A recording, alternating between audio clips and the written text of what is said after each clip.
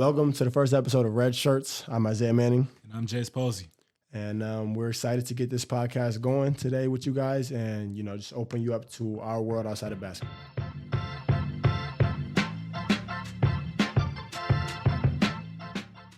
Jace Posey, a lot of guys might know him as, son of James Posey, maybe TCU basketball player. Might not know that he's a two-time state high jump champion. One-time record breaker. How much did you break the record? I broke the record once, but, I broke it by a small margin, but a small margin means a lot in high jump. Small margin means a lot in high jump. Mm-hmm. So, we got the state record holder in Texas, 7'4" and a quarter. My roommate. How you doing, man? I'm doing good. How are you, Isaiah Manning, baseball specialist? Pretty good, man. Just ready to get started with the first episode. It's good.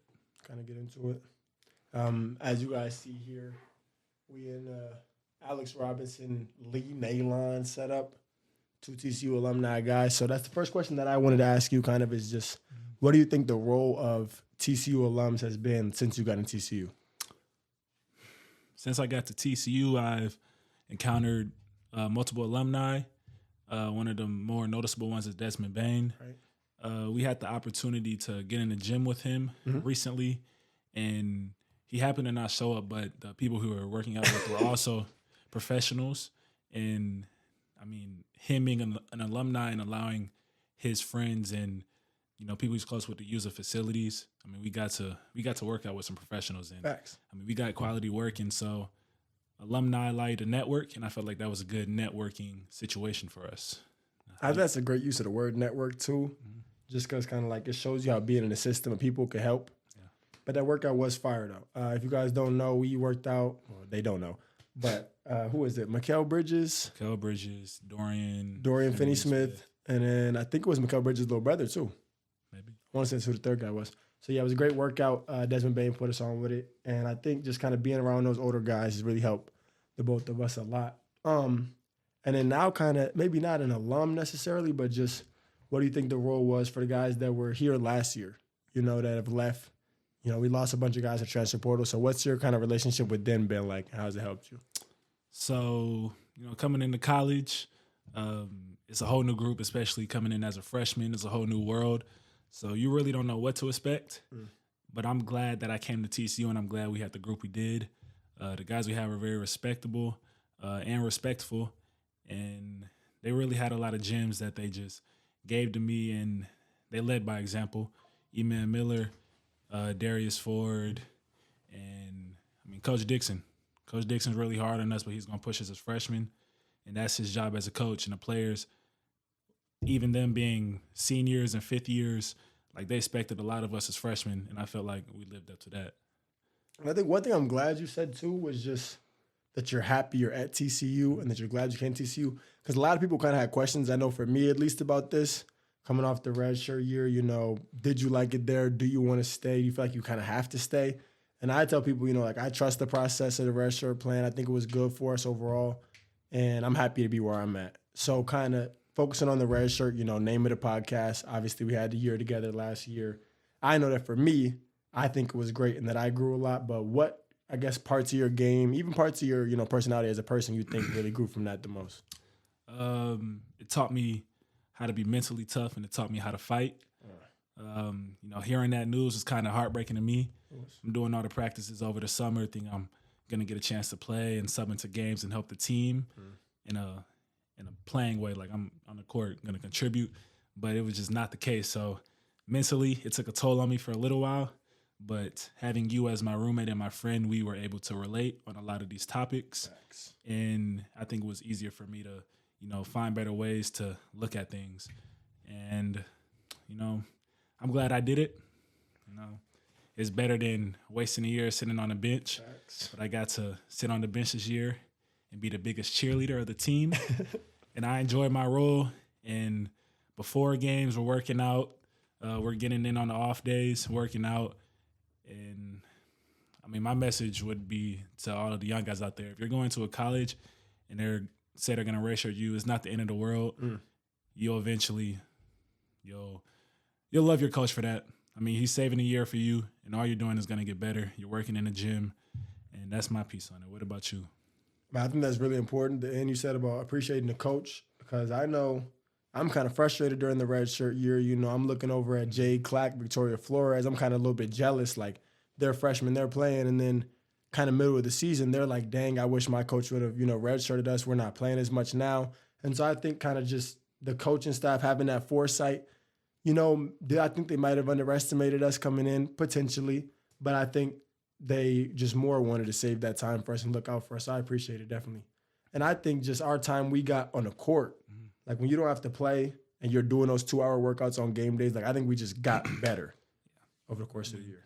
You get really comfortable in your game because, if you're redshirting, you're not going to check into a game. Right. So we're going through practice, messing up, not worried about losing minutes or nothing. It's just a mistake for us. The worst thing, we run a 30-second suicide. So, we can't call it that no more. Game changer. We did have to change the name from suicide to game changer. 2024. 2024, things change. LeBron James really out here looking like George Washington. Yeah. And I think it's great to see. That picture was amazing. And one thing I liked about the Olympics, too, is just all these countries coming together, like for one cause. And, it's very beautiful to see no war, no nothing going on with all these countries there. It's all good vibes, and they're just there to compete and do what they love. Facts. And it is in Paris. Where you've been. Mm-hmm. Tell me about, that. Paris is a very beautiful place. But I have a question. If we were to take that foreign trip this year, would we be able to see the Olympics, you think? I don't know. That would have been lit, but it's hypothetical. That unfortunately didn't happen. That would be very cool. But, Paris is a very beautiful place. The weather is nice. The people are nice. The food is very good. Me and Isaiah rode bikes probably around 2 a.m. in Paris, and we rode to the Eiffel Tower. No worries. Just the wind blowing in our face and us riding bikes. It was great. And I think it's funny that you said that, riding bikes at 2 a.m. and, no worries, whatever, because we're real life in the city, in the middle of the city. Mm-hmm. And, a lot of places in America, you can't just ride around the city at 2 a.m. No worries. But it was lit. It was. And then, the most we had to worry about, what was it? Somebody was supposed to get, stabbed at a bar or something? That was a crazy altercation. I wasn't even there for that, but I heard about that. Me too. But yeah, the only thing I was worried about was somebody picking my pockets. That's what I heard, a little stereotype from over there. Don't know if it's true or not, but every 5 seconds I'm checking my pockets to make sure I got everything. And it kind of makes sense. There's a lot more pedestrians because when we were out there in the street, there's way more people walking and driving. It's I could easily see somebody just boom, they got you. Mm-hmm. But did you get your pockets No. picked? Okay, so then you're good. Came back with everything. Okay, so we went to London and Paris on a trip. What do you think was, I won't say better because I don't want to put them against each other, but which trip did you maybe enjoy more and why? I'm going to have to go with Paris. Right. I know you said it doesn't matter which one's better, but I like the environment of Paris a lot more. And that being our initial place that we played in, we got off a plane, went straight to practice. You arrive in a new place and everything changes. It's kind of like a vacation. You get out there and the vibes just change. Everything's all smiles. People having a good time. So we get off this 13-hour plane flight and we out there playing basketball, go to the hotel, and then we really on our own. We're playing basketball, games, and just exploring the city. Facts. And you talk about, getting off the plane. Just so you guys know, we practiced right before the flight, got on a 13-hour flight, got off 13-hour flight, and went to the gym before the hotel. Yeah. So it was an hour ride. It was. To the facility, too. Right. But I think it was nice. We got to see it. It was just different out there. It was. Everything was weird. People are shooting jumpers, and it's hidden different parts of the ceiling and stuff that was in the way. But I think that was an extremely important experience that we had. It was. Just getting out the country. I got my passport for that trip. So it was great to get out. And then to just 360 flip that again. You see the USA guys playing. We got Bron, we got Ant, whatever, all them dudes in the team. If you had to pick one USA guy to place on your NBA team, you're the GM, it's the fantasy draft rebuild today. Who you picking and why?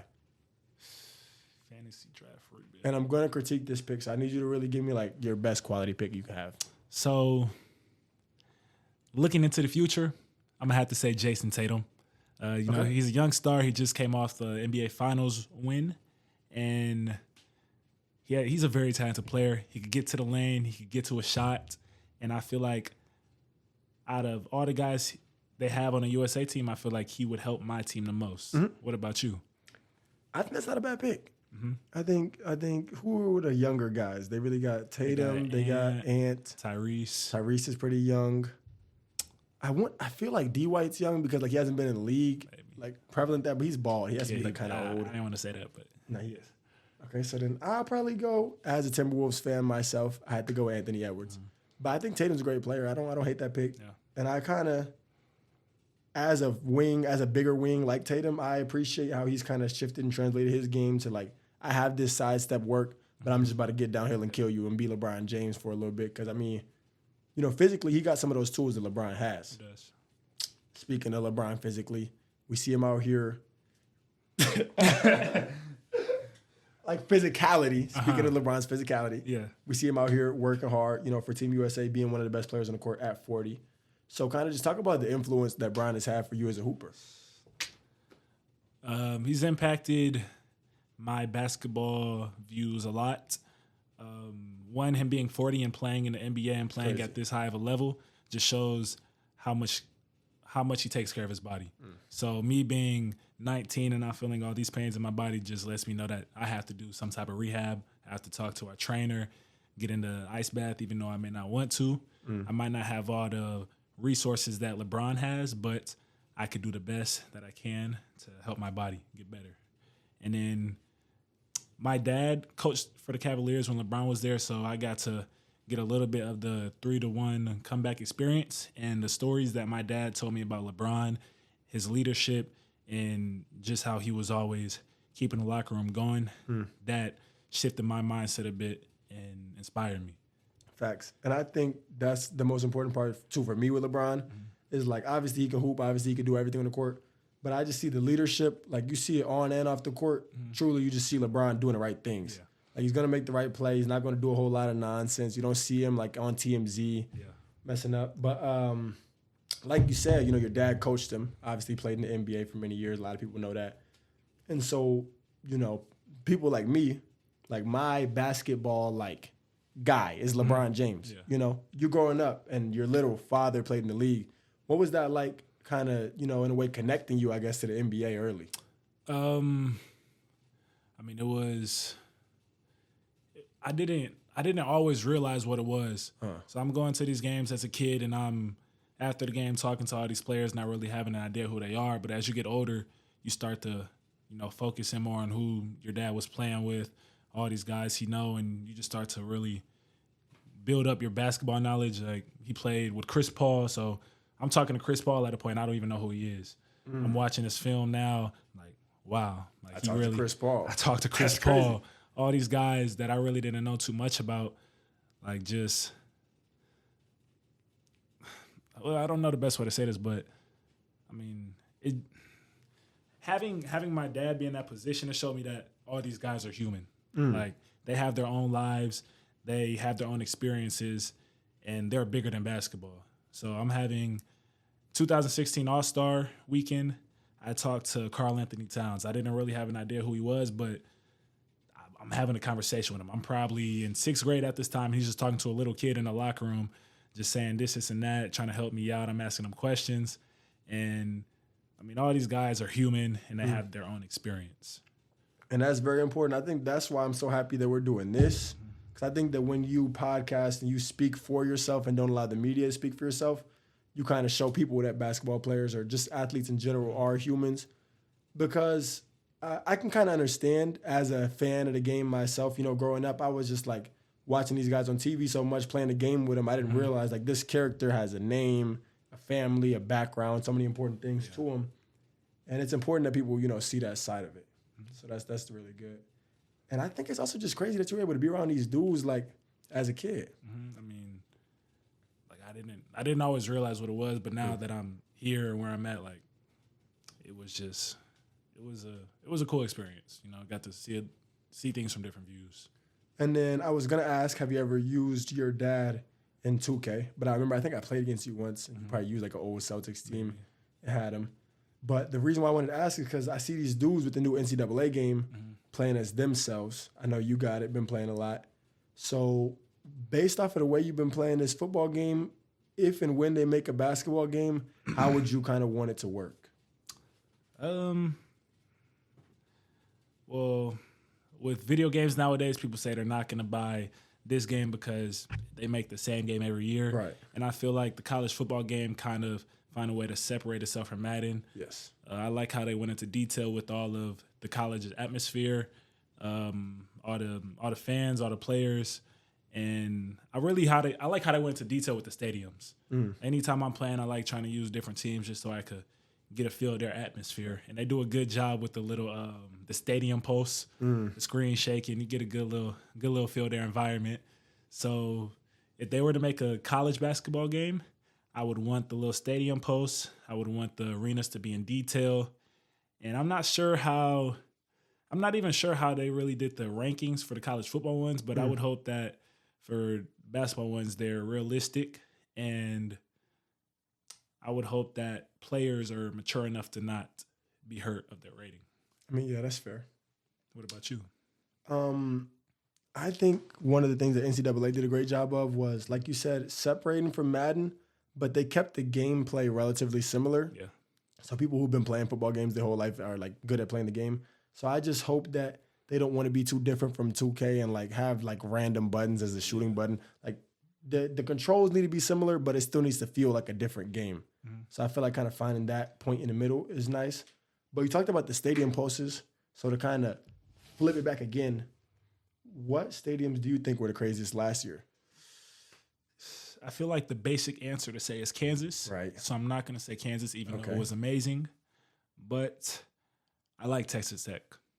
We went there and we fought, but we didn't play. But we really chirping with the fans. You know, we chirping with the fans right by our bench. And I like the atmosphere they got over there, and I'm excited to play over there. I think one of the ones that I kind of liked, and I don't know if it was just because of the game we had, but Baylor. You know, it was a brand new stadium, rivalry game. They filled it out, and then obviously it went to like 4 overtimes or whatever. Yeah.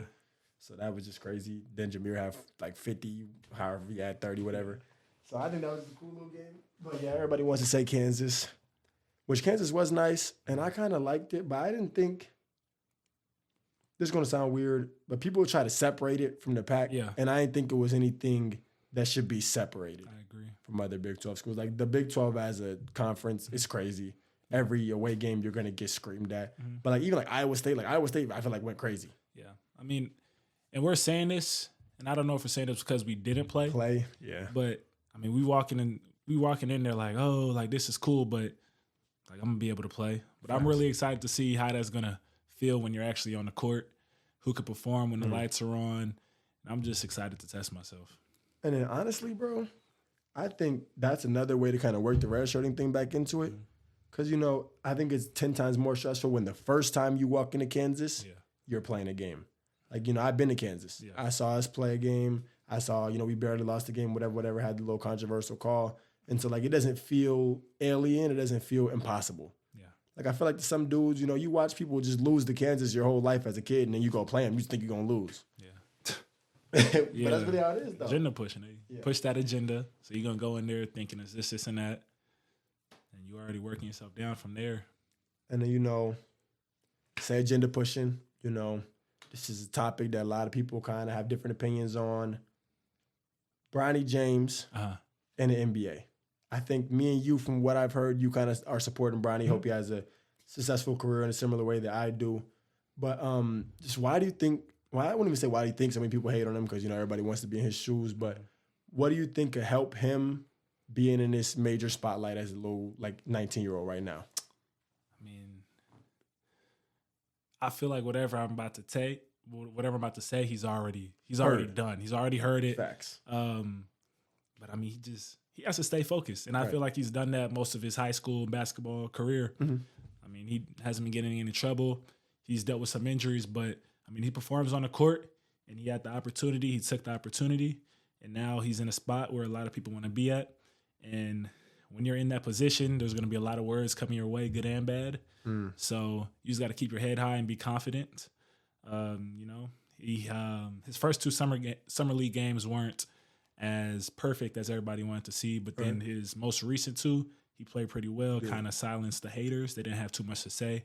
So I like seeing that from him in his fight. Facts. And then, you know, I mean, I think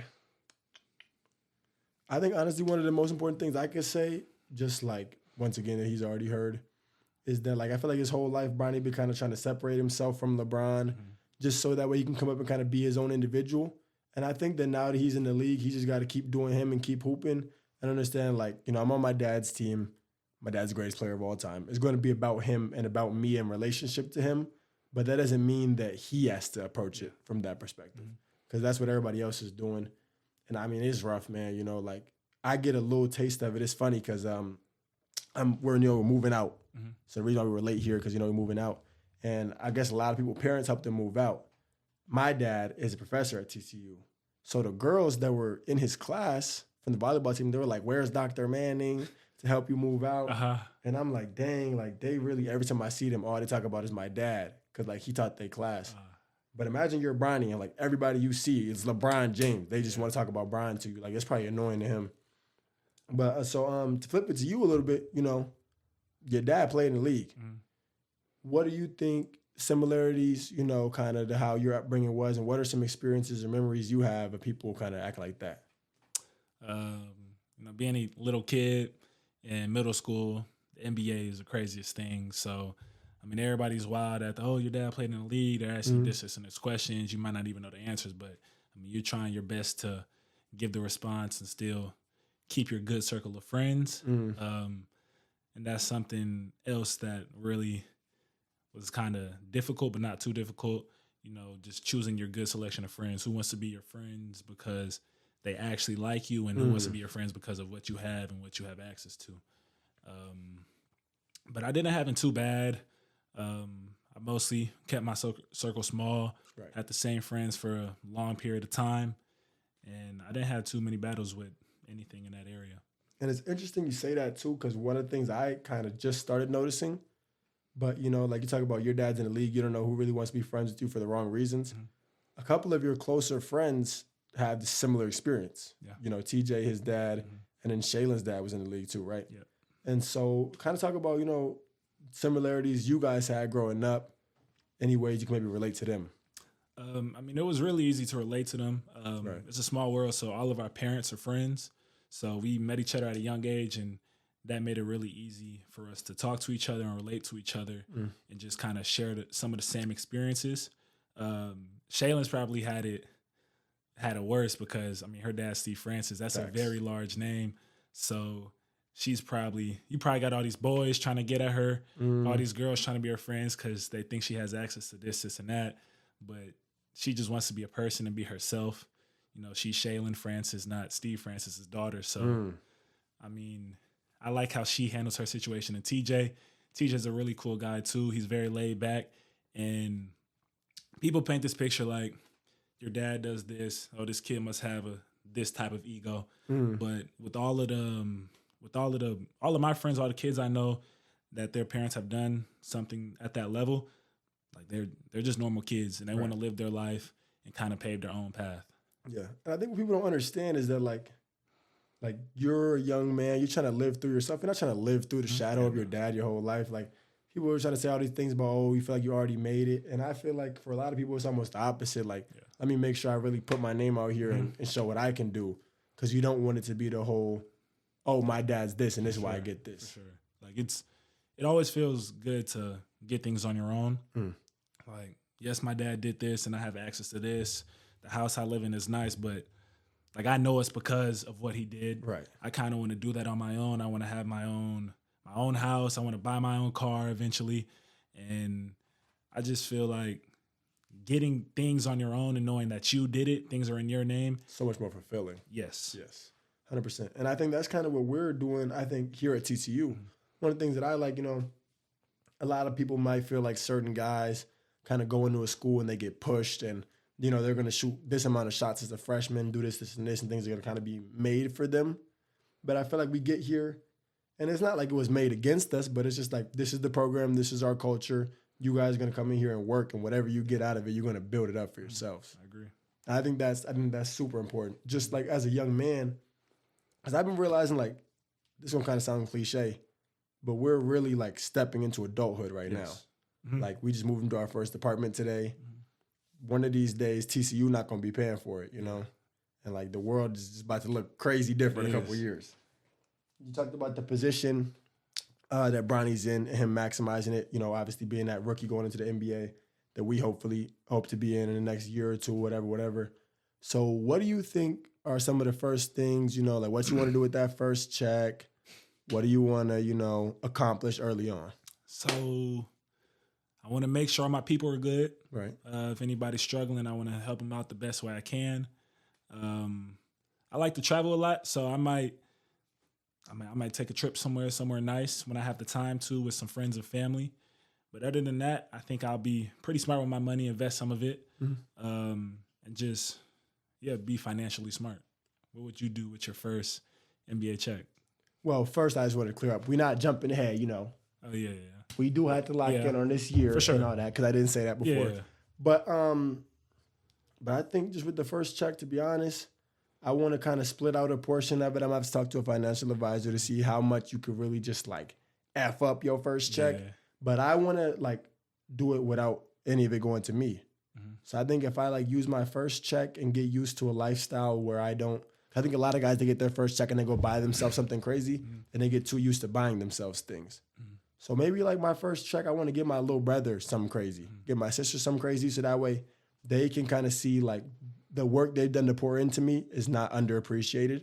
And then also I don't want to get too used to a, like absurd amount of glitz and glam. So with NIL being a thing, right, and you're a part of the Flying T Club, how is it managing your money? I think I've done a horrible job, to be honest. So I had to do better, but like I haven't really had to manage much. You know, last year being a red shirt, we were not on the Flying T for the majority of the year. And so the little bit of Flying T money that we got, my parents, you know, they told me like I could really do what I wanted with it. Mm-hmm. But it was just now this first check from this year where I talked to my mom, and what I want to do this year is fully invest my Flying T. Or not fully invest it, but I don't want to spend any of it. Mm-hmm. So, you know, a portion can go to investments, a portion can go to maybe portfolio, whatever. But I think that, like, you know, talk about hoping to go to the NBA. If I do, great. But if I don't, I want to make sure that I can use this Flying T to make sure that, like, I still have that house for my kids and that lifestyle. I like that. And, you know, kind of pivoting off that, you know, people talk about NBA, overseas, whatever. Mm-hmm. And so if you were not in the NBA and you went to go play basketball somewhere, where would you want to play? It's going to be hard for me to answer that question because I don't know too much about, you know, playing overseas. And I haven't traveled anywhere else. Right. Like I've been to Paris and London, but I mean, there's more options for overseas basketball. So I don't really know how it seems over there. Australia seems like a cool place, but I don't know too much about overseas basketball, but I do want to go. I want to go explore Australia, so Australia could be on my list. And I haven't looked into it too much, the overseas hoops, but just from what I've kind of gathered, I know people get a bag in Asia. Like, I don't know if it's specifically China, but I just know that, like, if you go to Asia, like, you're going to get paid. But, like, Europe is lit. And, like, being in Paris, like, if I'm a dude that's hooping and I'm, like, 25 years old, bro, I would not hate being in Paris, you know? I don't think I would. But I think just, you know, with guys focusing on their goal being the NBA, people kind of, I don't want to say put a negative limelight on maybe overseas hoops, but they don't look at it as an opportunity to play professional basketball and, like, make a whole bunch of money. So if you were overseas, how do you think you would deal with missing family and friends? How would you deal with that? I think I would be the off-season guy. So, like, I'm going to be in whatever country that I'm at. If I'm playing there, you know, for that whole season. Season ends, I'm in America. So I think kind of just, like, splitting my year in half. Because I know, like, for the WNBA players, even now that they've fixed their contracts a little bit, but especially before when they were getting paid, like, nothing, they would play a season in, like, China. And sometimes they would play, like, 3 different leagues because their seasons aren't really that long. So they playing in W, they playing in China, they playing in, like, Greece, and then they bringing all that money together. So I think I'd just be the dude that spent a lot of time here. How would you kind of grapple with it? I agree the same with you. I mean, I would like to come home, but you have to be reasonable. You're not going to be able to take that 18-hour plane ride home and come back and be ready for a workout. So I would probably stay wherever I'm at the majority of the season. Maybe if they have like a little all-star break or something, to go back to America. But for the most part, I'll be over there. And you talk about managing family, and I've had to grapple with it a little bit lately just because I didn't think I would have to manage my family time. You know, my house is 20 minutes from TCU, and last year I saw everybody so much. You know, I had the long hair. My mom did my hair, you know, every 2 weeks. And I was talking to my dad kind of just about family, and he opened me up to the fact that, like, you know, you got to pay attention to what you do. Because I was only going home to get my hair done. So then now, you know, it kind of feels transactional for my mom. She's like, well, does he want to visit me, or does he just want me to do his hair? Yeah. Me, I could have had, like, any girl at TCU doing my hair, but I only wanted my mom to do it because I wanted that time with her. But, you know, you got to kind of express these things to people. So I've been looking at that more because, you know, now that my hair is cut, I'm not going to the house to get my hair done. And my dad was like, you know, we haven't seen you as much this year, and now your mom thinks it's only because of that. So you being a dude who's stupid far, or not stupid far, but you're just not close. Yeah. What do you kind of have to do to just like show all your people that you care and you think about them often? I have to call and check on them a lot. Just talk to my mom every now and then. I talk to my sister every now and then. The whole family, I talk to them. Right. Just keep in contact, talk to the grandparents, just make sure everybody's doing well, and just make sure I had the relationship I had with them before I left. And the reason why I ask, because I see you talk to your little brother a lot. He's been at TCU in the locker room with us, played him one-on-one, scored, made a 3 on me. So just kind of being, how many years are you older than him? Like 7. So being 7 years older than him, kind of having that in-between, like, brunkle role, you know, that brother-uncle. Yeah. What do you try to instill in him and show him as a little dude? I mean, I want him to be himself. Right. And he's done a great job at that. He's a funny kid. He's outgoing. He's actually really funny. Like, yes. I be laughing at his jokes, and I'm like, dude, like, you're a little kid. I'm laughing at jokes. Like, there's something about you special. I want you to know you're more than the sport you play. He plays basketball, football, and then I think he likes baseball too. But I don't know if he's really going to stick with that, but it's really just basketball and football. And he's doing well in his local area in these sports, but I just want him to – I want to let him know that, like, he's him. Like, don't get all your joy from your sport. You're you. You have your group of friends. Like, live in the moment. And don't think about – too much in the future. Like, he sees me being at TCU doing this and that in college, and he talks to me about it a lot. I'm like, Jax, like, yes, this is very cool, but just appreciate where you are right now. Right. What grade is he in? He's going into middle school. He's going into 6th grade. Yeesh, that's a big transition, though. Yeah. That's a big transition. He actually got to do work now in school. He does. Yeah. And to kind of talk about, you know, my little relationship with him, meeting Jace's little brother, played him one-on-one. He made like a step back 3 on me, and I was actually guarding him, which is crazy. So then I had to like dunk on him or whatever to just like show him like I'm still a grown man playing basketball. But I was like, this is crazy. Like, he a little kid, you know, he can shoot, he can just do stuff. He funny, run around. He got the high top too, but he keeps his hair twisted. And I like that you said, like, you know, kind of that you've kind of tried to put in him a little bit to just be yourself. Because I think that's one of the things that you do very well. You know, like, even me, I got here, cut my hair off. I like my short hair, try to get you to cut your hair off. And you was like, you know, that's cool, but this is my hair. Yeah. You know, and like, this is my life. And I think I see that already with him as a little kid. Like, people try to tell him things and he'll listen, but he still wants to do what comes from his heart, which I think is great. Yeah. My little sister, same way, but maybe a little bit different because hers is going outward. And so, like, I think for you and your brother, like, you guys, like, this is me, I'm going to do me, and whatever is me is this. My sister's like, this is me, I'm going to do it in your face, shut up. And that's how she is, which is crazy. But, you know, I love her. She's a funny little kid, too. So we got to hopefully get them on the pod one day. So your brother just committed? He did. Yeah, explain that. I don't know if I can explain it. Or just, I mean, in full, but how proud of you are. It's crazy. I'm extremely proud of him. It's surreal, kind of just like being the older big bro and watching the development of a human. But you talk about a kid who I was mad my whole life naturally, you know, I'm tall, appreciate it, great genetics. I'm not the most athletic dude. Great He's genetics. he's a superhuman dude. He is. Like, He is. He's strong, he's fast, he could jump high, he could do stuff, and he did not work out. Like in elementary and middle school, I could not get him to work out, and something just snapped. As soon as I started getting recruited for basketball, he was like, oh shit, like this is really what I want to do. And he just locked in like crazy. He started lifting, he blew up. And then I just saw his work produce offers for him, and it's a beautiful thing. That's good. So I'm glad to see him committed to UNT. I think he loves it there. It's close to home as well. So I'll still get to see him. So I'm extremely proud, and I can't wait to see the next step. And that's what I like to see in my sister too. You know, she's going into her junior year of high school, and she plays volleyball. And just seeing her wake up in the morning and go to the gym or go into practice way early to get some more reps in is it's very beautiful thing to see. Just your younger siblings working to get to a goal. Exactly. Like I'm the oldest. I was the first one to do it. Now you guys are trying to follow in the footsteps, which is also another. It's a great thing about being a bigger brother. You know, you had that leadership role, even if you don't know it. Like your siblings are trying to follow in your footsteps, and I love seeing her work to try and get to the Division I level. Now, I think the part you said about even if you don't know it, I try so hard. Like during COVID, like we didn't have anything to do. So I played video games for 10 hours like a day everybody else did.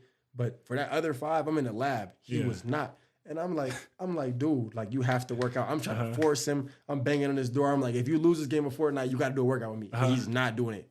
But like you say, you know, even if you don't know it, as soon as I kind of stopped trying to force him to work out, I saw him coming to himself as a young dude, realized the way he liked to do things and how he wanted to get in the lab. He might not wake up at 6 a.m. like I am, but when he go in there at 10 a.m., he's going crazy. And then now, you know, he working out at 6 a.m. too. Like he's just getting out of his comfort zone, and I see him kind of developing. So it's great to see. You know, you're the oldest, just like I am. Both of my parents were the oldest. I kind of I want to say I lensed my childhood through an older sibling lens. Could you imagine being a younger sibling? Being a younger sibling. Because I feel like what we did last year was like I'm not about to lowbrow myself on camera. But you were, but like you was the little bro. You're basically the little bro. When you're 18 coming into college, you have everybody was 24. 24-year-olds on your team. Like you are the younger one. You're the little bro on the team, even though you still have your role. But I don't think that's what being a real little brother would felt like. Right. You know, I mean, I would hope Jackson feels a lot more differently about our relationship than me and the guys from last year. So it's more love that goes into it. And you have to care a lot more. Not saying the guys on our team didn't care, but it's a different type. You know, brother, family brother versus brother, teammate brother. But I saw the love from them dudes too, which was just great to see. Like, you know, for them being like the older brother you never had, whatever, like it was good to see. Like even do like Micah. Yeah. You know, I just saw him like a week or two ago. He came back, talked to him on the phone all the time. And like these are dudes that I hope to continue to have a relationship with. You know, E-Man. I don't even want to say names because I feel like when you get to saying names, you're going to leave a name out. And like it's not a single dude from last year's team that I wouldn't want to be cool with in the future. I agree. So talk about, you know, them guys being that role. Now we have 3 returners on our team. Only Ernest played. You and I obviously didn't play, but I think just being around, it makes a tremendous difference. How have you tried to 360 that and be the vet dude? We have to keep the culture that we had from last year. So we had a group of 15 with whatever culture we had. 12 of them are gone. It's only us 3 back. Only one of them played, and me and you didn't. Right. And I feel like me and you not being able to play, we kind of got to build up the culture some more. I think so. Like I feel like our bench culture was amazing. We got people jumping up and down, doing little celebrations.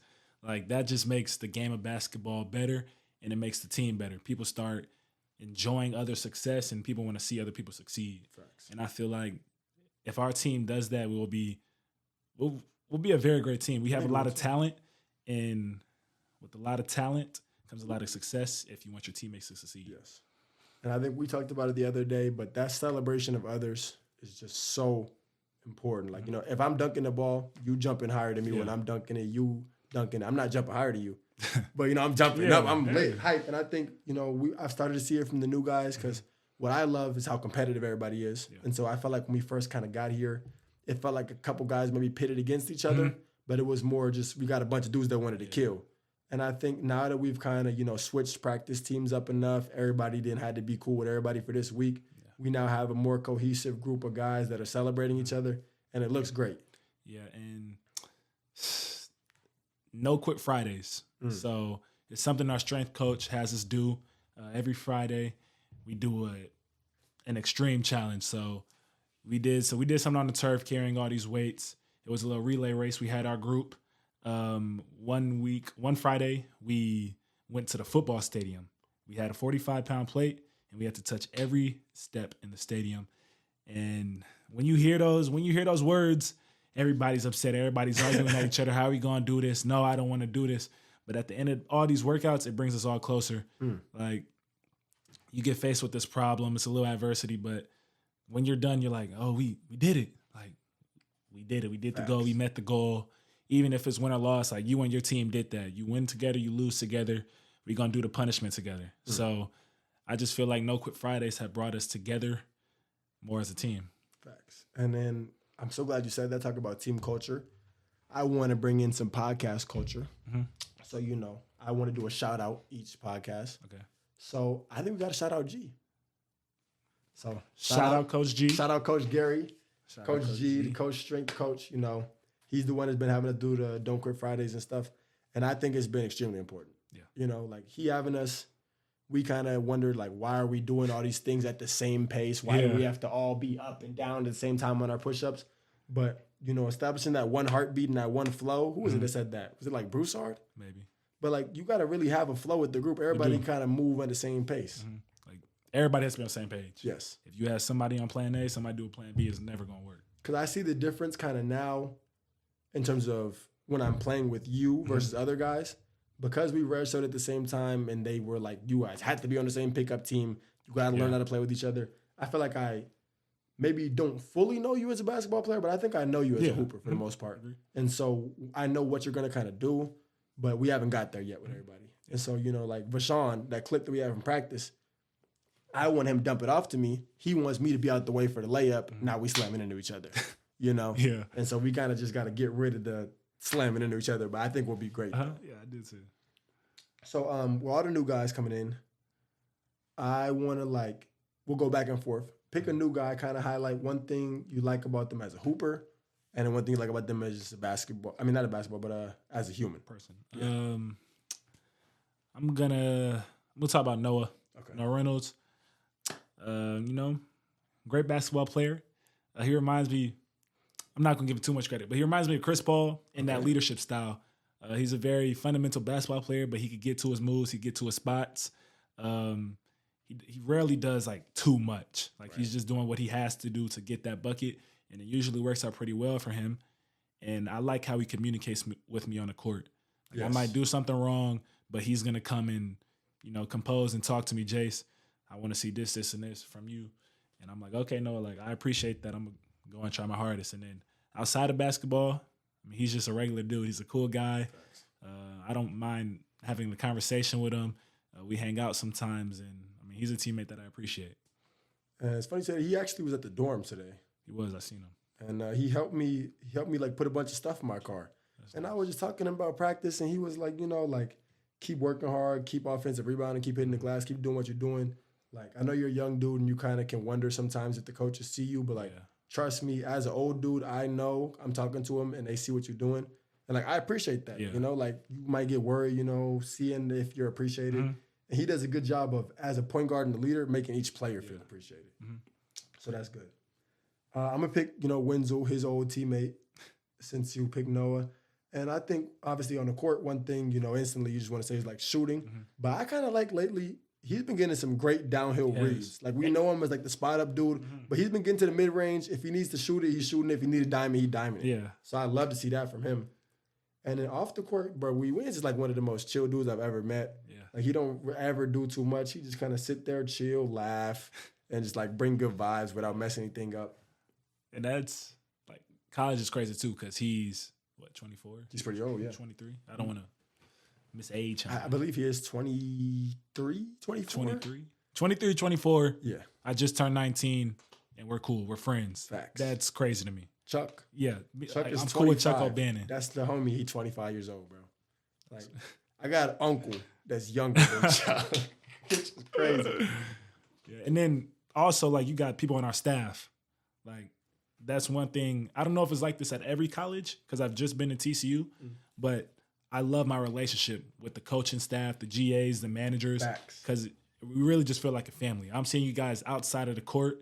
You know, we just hanging, catching up, talking, and I could just walk in the coach's office, sit down, and have a conversation with them, laugh and giggle. We all on the same page. And when we're on the court, it's time to hoop. And I feel like us having as good as a relationship as we do, when they say something to me, it's not too much of a fight back.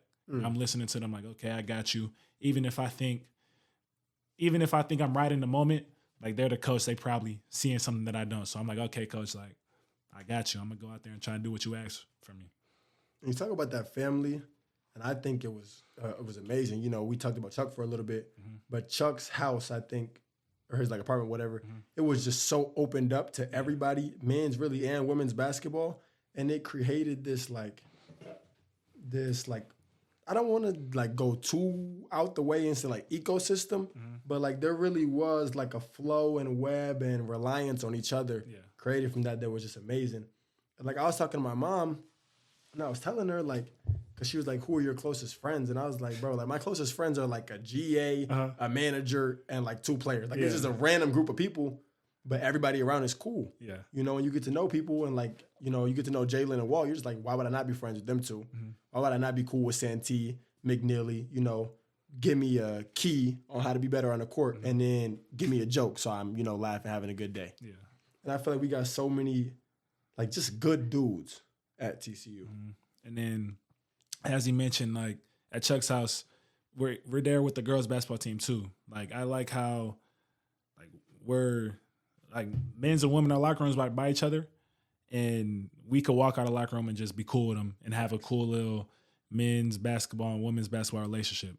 Like nothing crazy is going on, but we all know like we got their back and they got our back. Facts. And that's something I want to try to emphasize that this year too, because the girls also have some transfer coming in too.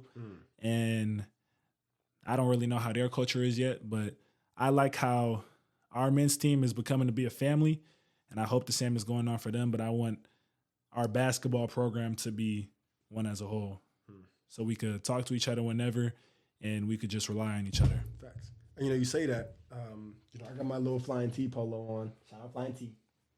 But, you know, when we were at the event the other day, you know, we went up to them and talked to them.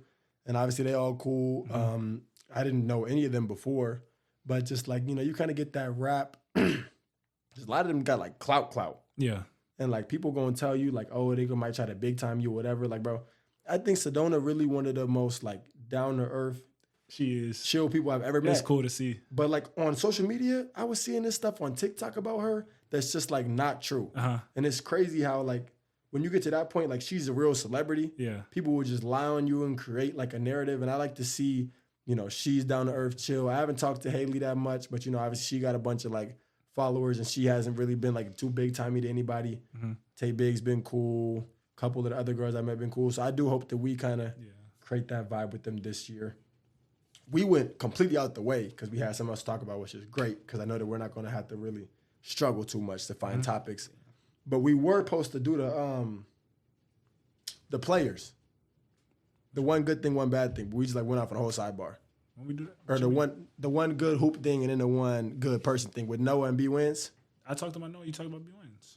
Facts. But then we talked about like the whole world after that. So who you got next? We're naming more than one player? I named Noah, you named B Wins. I'm gonna get one more. Because I want to talk about Vashawn. The reason why. Okay. Because I think with Vashawn, he could really be one of the X factors for our team. I saw him when I was leaving the dorm, and I wanted to make sure I talked about this in this episode for some reason. But, like, I think what he brings creatively for himself and others is going to help us tremendously. And I think that, you know, as long as we can kind of – because I feel like with him, it's been hardest for me to find my flow alongside him. but I know that he wants to do it. Yeah. I know he's invested in it. And so I just wanted to put that message out there. You know, Rashawn, if you're watching this, whenever we lock in and get our tempo on the same page, like, we going to really kill, man. So I'm looking forward to it when the time comes. So I got to talk about another player now? You don't have to, but if you want to. Would you like me to? Yeah, go ahead. Give me a guy. Or matter of fact, I'll give you a guy. No. I got a guy. Okay, who's the guy? My guy is Drew. Okay. Drew is a walk-on on our team, but he always has the most energy.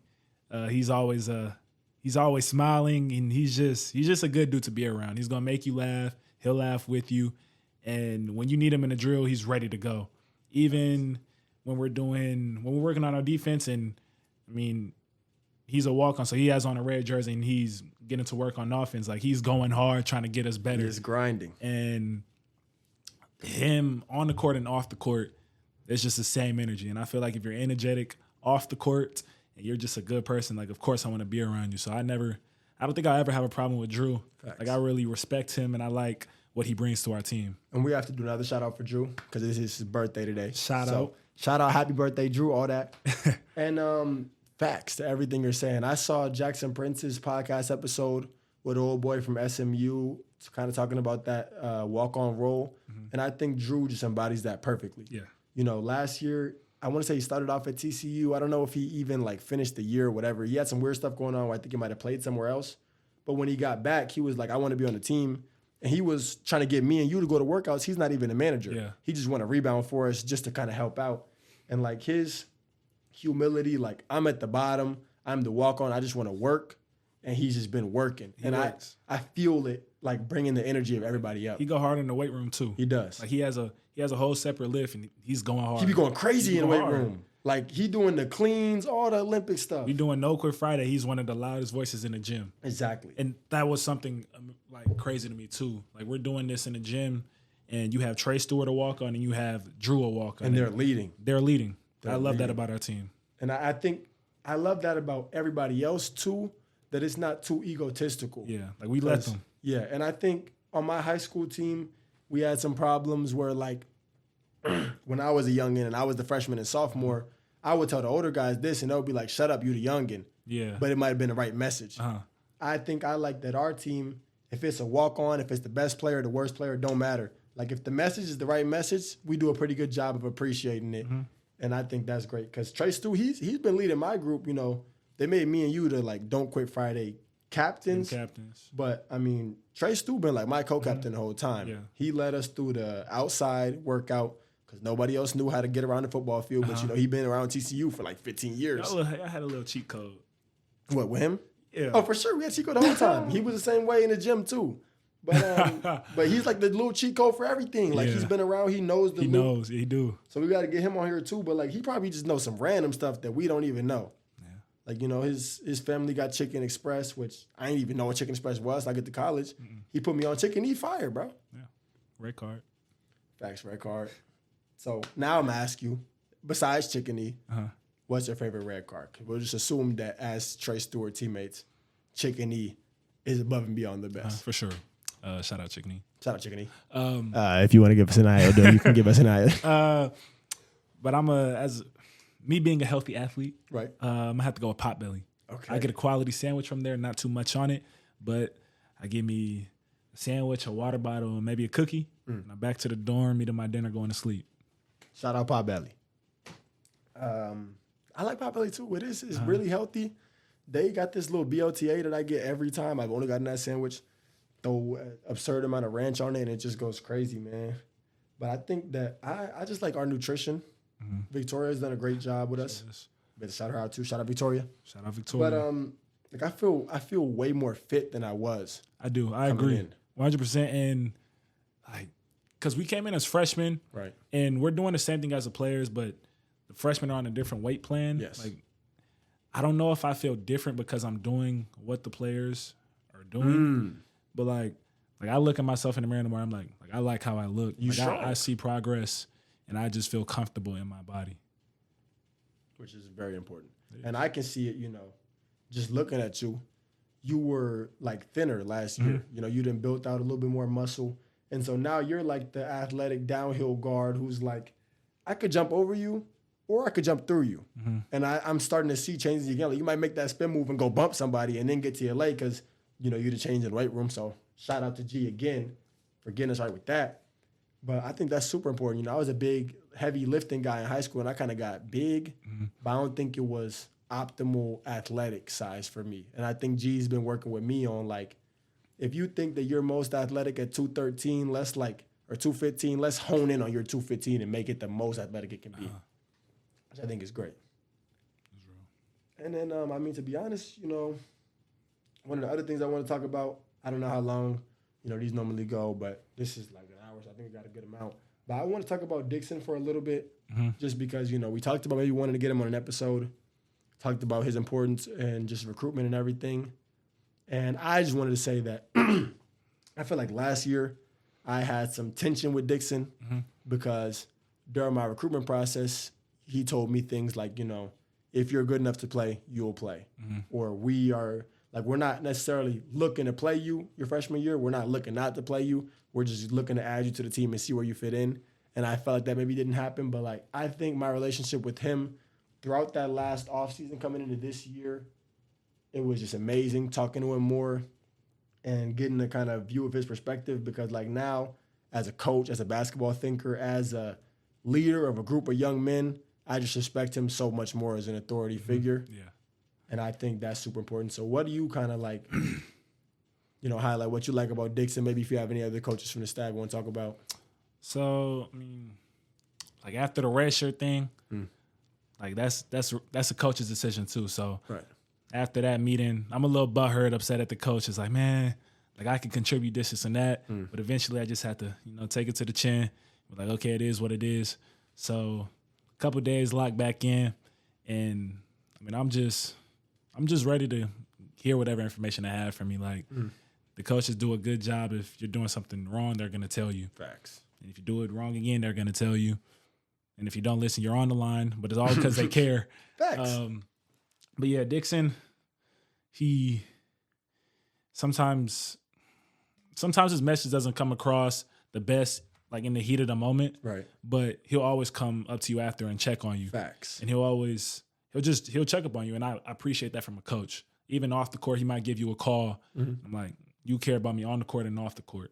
Yeah. I love that about Dixon. And he's a really, interesting dude, socially. I don't know if I want to use the word, awkward because, when we get to these Flying T events, he the most charismatic, on-the-fly, funny dude. But, he'll just call me sometimes and, he might take that little, 8-second pause that he does.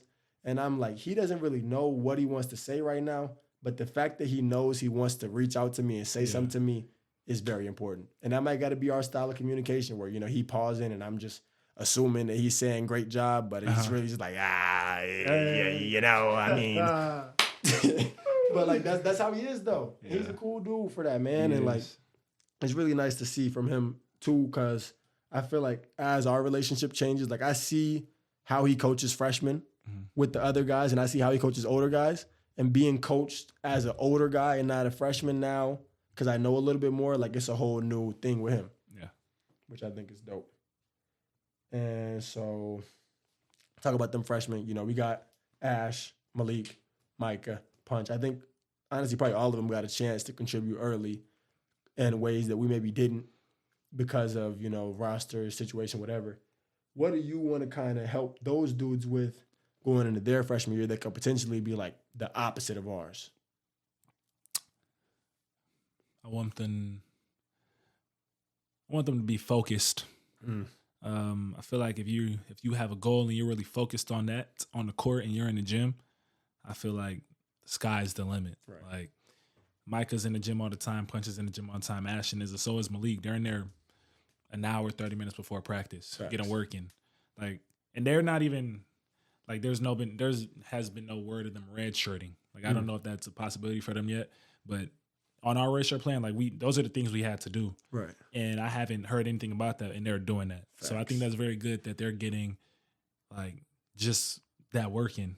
They're getting caught up, and they're getting confident in their game. And it shows in practice. Micah had a great practice recently. He did. He coming down knocking threes. Why are you the leading scorer in practice as a freshman? Come on, you're working. And why is Punch the leading rebounder? Yeah, you feel me? Y'all are working. Like they really do work, and I'm looking forward to Malik and Ash getting healthy. You know, Ash had the little tweaks or whatever, and obviously Malik coming off his injury. But I think like with these dudes having an opportunity to play, they can really change the trajectory of our program. Yeah, because you know, like TCU, recruiting wise, you and I were kind of the start of like a wave of like, you know, maybe higher rank kids that have options. A lot of dudes TCU before might have been their only high major, so they committed there.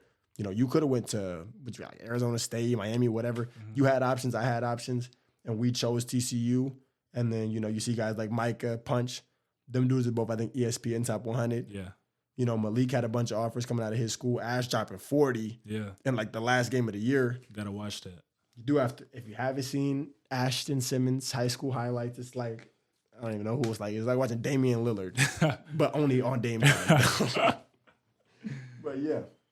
But like these dudes chose the school, and that's so important. And so I think, you know, putting them on a platform, allowing them to showcase their games would be so great. Because we can really start a wave of higher ranked dudes that are from DFW or from Texas that want to go to TCU really coming there. And I think we play a part in that too. Like just being here in the recruiting process. Like, right.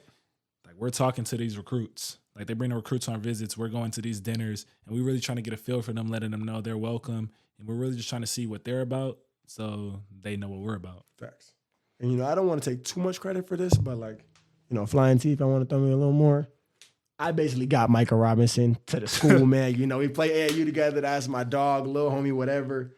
And, you know, like, it's important. When a guy like Micah that I played with for a whole summer and went to war with for a team, when he asked me, how do I feel about TCU, that's a real question. Yeah. You know, and, like, some guys would be like, hey, man, I don't like it.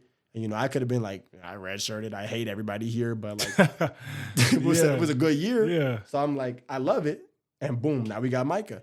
And then when Micah goes and kills and little homie number 5 from Southern Assault, like, where should I go to school? It just keeps kind of circling back in. Yeah. So I hope that we kind of continue to milk those pipelines and have the recruiting blowing up for TCU. Because as I see the coaches evolving into this new era of basketball and how they want to coach it, I think we keep getting good recruits. I don't see any reason why TCU doesn't make that jump into like a powerhouse school. I agree. And I think like our team we have a huge responsibility this year to live up to the expectations. Even the expectations that people don't have for us. Like you look at all these rankings, we're nowhere near the top, and it's understandable because we have a group of new guys coming in. But I feel like if this group of new guys come in and we dominate and we show that we can actually play, I feel like the coaches will receive a lot of good things from that. Players will be like, oh, like all these transfers coming in, but the coaches got them to really lock in and for 2 years in a row, really. 2 years in a row. That'd be what, 3 straight tournament NCAA? appearances? Yeah. I think we have 3 straight now. No, because back to back. Is that what it says in the gym? It only says back to back because we didn't, like, it just happened. Yeah. So, and then, so yeah. So it's been 3 already. It could be 4 next year. It could be 4. Could be 4. But yeah. And I think, honestly, to even shift that focus, like now that we've gotten to the point where TCU has an opportunity to get into the tournament, we got to make something happen. Yeah. You know, I'm not going to say extremely disappointed because I don't want to sound like a real hater, but I was really disappointed when, you know, we went out there for our game last year and we lost to Utah State. That hurt. I didn't think they were a better team than us. And it was just like, you know, like we worked really hard all year for the season to end like this. And so I just want to make sure that, like, this year, I'm going to own every play of our season. Like, I'm a player on this team. I play this year. I'm not a red shirt. I'm owning the product of my work. And so I want to own whatever our last game of this season is and be like, I really went out there and we did this and we produced and we went as far as we could have. And I think with the personnel that we have, that could be somewhere where TCU hasn't been before.